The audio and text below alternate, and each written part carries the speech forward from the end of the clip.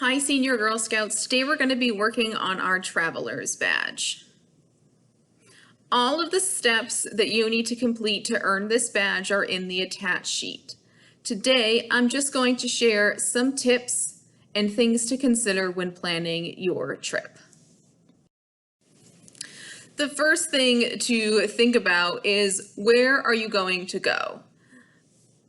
Right now, you might not be able to go on your big vacation that you normally go on this time of year, or we're planning on going on. So you might have to think about, what can I do to make a really cool day trip? Or if you are able to travel, get into thinking about different ways to make that vacation experience great.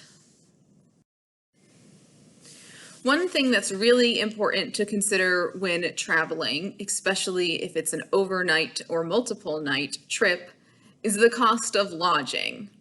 So where are you going to stay? If you have a strict budget, that means that you can't spend a lot of money on this trip. You might need to look into different ways to spend your night other than staying in a hotel. So often, during the summer, a lot of people camp, and there might be a campground nearby that has a lower cost per night than a nearby hotel. Or for a lot of people, especially if you're doing international travel, people look to save a lot of money by staying in hostels rather than hotels. So it's where you go in and you really just get a bed and then you leave in the morning. Another expense to think about is, what are you going to eat when you go on your trip? Now, if it's a day trip and you're looking at your budget, are we going to bring our own lunch, or are we going to go out for lunch or out for dinner? So those are things to consider. Or if you're going on a multiple day trip, is it in your budget to go out to eat every single meal? Or for instance, if you're going out for a day and you're spending the day outside, is it better to go to a nearby grocery store and bring your own lunch to where you're going? Part of the badge is to look at different itineraries or make your own itinerary.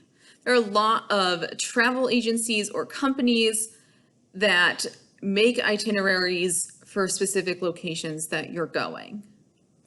Often, sometimes hotels will have their own tour system attached to it. So for instance, you go and you stay at this hotel, and if you're visiting like a national park, they bring you in through their tour system and they provide the itinerary for you. If you don't like that type of style of traveling and you prefer to just make your own itinerary or go with the flow, you're going to want to look at all the different things that you can do while on that trip. And you can look at that specific place you're going. So if it's an amusement park or a national park or anything like that, or just going to a nice big city, you're going to want to look at all the different things that you can do. You can check out local museums. Sometimes places have a chamber of commerce and they have information on things to do with companies that help you do that. For instance, like horseback riding or rafting trips.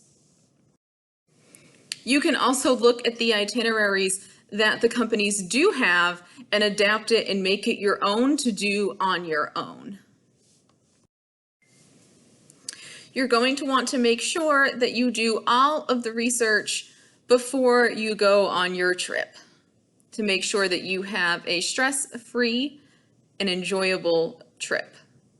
So if you're planning on camping, make sure you either have a permit if it's necessary before you go, or you've reserved your spot, or know if it's a first come, first serve campsite, that you know what time it typically fills at and have a backup plan in case you don't get there in time. Or if you're planning on going backpacking or even car camping and you're planning on cooking over the fire, make sure that you know the regulations for cooking over a fire. There are certain times in the year in certain parts of the country where they don't allow even campfires because the wildfire danger is so high. Make sure you have the right permits that you need if you want to go fishing or boating. There are some states that require you to get boats inspected before you put them in the water.